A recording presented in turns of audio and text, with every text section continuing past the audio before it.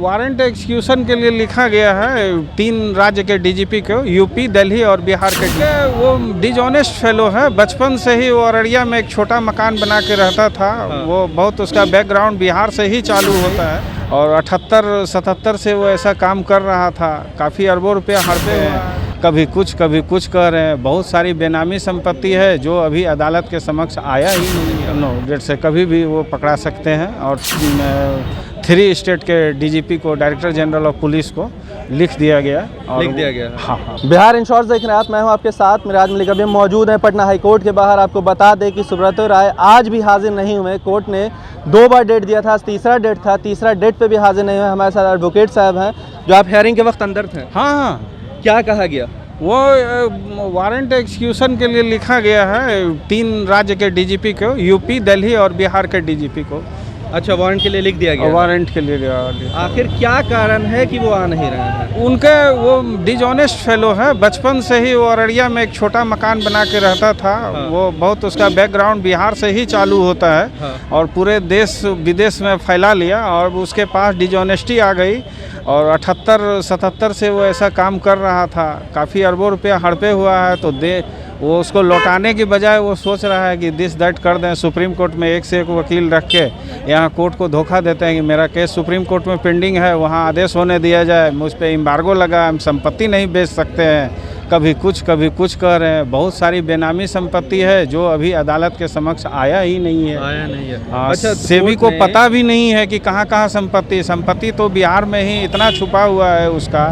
ऐसा लग रहा है लैंडेड प्रॉपर्टी जो है ओवर वैल्यूड प्रॉपर्टी है, उसी से बिहार के सारे लोगों को पैसा मिल जाएगा अगर बिक्री हो जाए तो। अच्छा, एक बात बताइए कि 2000 लोगों ने जब याचिका दायर की तो 27 का ये आपको 27 का डेट दिया गया। 27 को कहा गया कि आपके वहाँ के अधिकारी बताएं कि आखिर जमाकर्ता का पैसा कहाँ है। उन्होंने उस वक्त भी बात नहीं मानी। फिर 11 का डेट मिला। 11 को जब बोला गया तो उन्होंने बहाना किया कि सर्जरी हुई है बैक में तो ट्रैवलिंग नहीं कर सकते हैं। उसके बाद फिर सिक्योरिटी का बहाना मारा। फिर 12 को बुलाया गया तो 12 को भी नहीं आया। आज 13 हो गया, आज 10:30 बजे पेशी था, आज भी नहीं आया। हाँ, डेलिबरेटली ही is ignoring to attend this court and he has no doubt no problem, only he is dishonest fellow।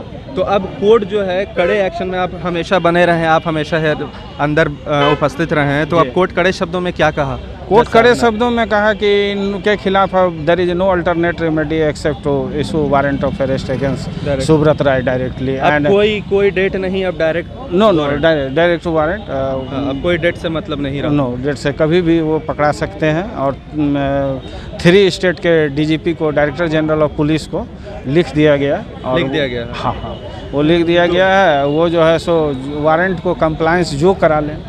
अच्छा, तो आपने बोला कि लिख दिया गया है, तो अगर जहां भी वो पकड़ाते हैं तो उन्हें पटना ही लाया जाएगा? बिल्कुल ट्रांजिट रिमांड वहाँ लिखेगा। जैसे जो सीआरपीसी का प्रोविज़न है कि वो अगर 24 आवर में नहीं पहुँचा सकते हैं तो उसको कंप्लायंस के लिए ट्रांजिट रिमांड वहाँ की अदालत दे देगी। फिर वहाँ से यहाँ चला आएगा। चूँकि हाईकोर्ट का मामला है तो ट्रांजिट रिमांड की भी ज़रूरत नहीं है, वो तो सीधा पकड़ के भी ला सकते हैं। तो फ्लाइट से उसको लाना है तो फिर क्या? हाल में जो है उन्हें पकड़ के पटना ही पेश करना है। ठीक है, अगर सुब्रत राय पकड़े जाते हैं, जिस तरह से वारंट निकल गया, फिर उनको कोर्ट में हाजिर किया जाता है, तो फिर क्या होगा? इसके बाद हाई कोर्ट उनसे एक रोड मैप पूछेगी कि आप जो बराबर जो डिसोबे कर रहे हैं इसके लिए आपको किस तरह का पनिशमेंट जारी किया जाए और कोर्ट किस तरह से एक्शन ले। ये पहला होगा एक्शन। और दूसरा एक्शन होगा कि ये सुब्रत राय से ये रोड मैप पूछा जाएगा कि आप किस तरह से तमाम जमाकर्ताओं को पेमेंट देंगे, वो चाहे PIL के हिस्सा हो या नहीं हो। जिन जमाकर्ताओं का सहारा इंडिया ने पैसा जमा किया है और उसकी सर्टिफिकेट ओरिजिनल है, बोनाफाइड है, वो हकदार है पैसा मांगने का, तो उनको कैसे पेमेंट मिले, इसके लिए कोर्ट जरूर अपना रोड मैप इन सब मांगेगी सुब्रत राय को, और देना ही देना होगा।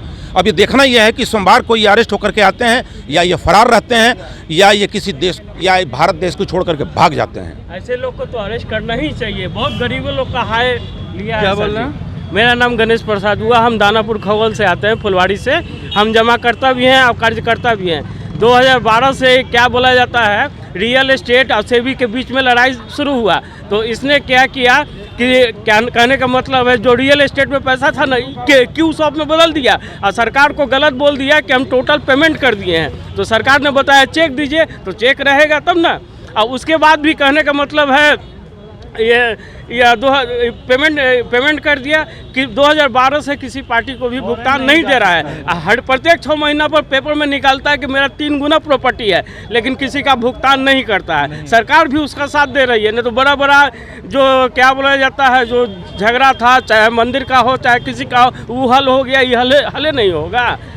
सैकड़ों जमाकर्ता लोग सुसाइड। तो देखिए अभी पटना हाईकोर्ट के बाहर हम मौजूद हैं, हमारे साथ वकील साहब थे जो हियरिंग में भी थे। इनका साफ तौर पे कहना है कि अब वारंट इशू कर दिया गया है, अब सुब्रतो राय जो हैं वो बच नहीं सकते हैं।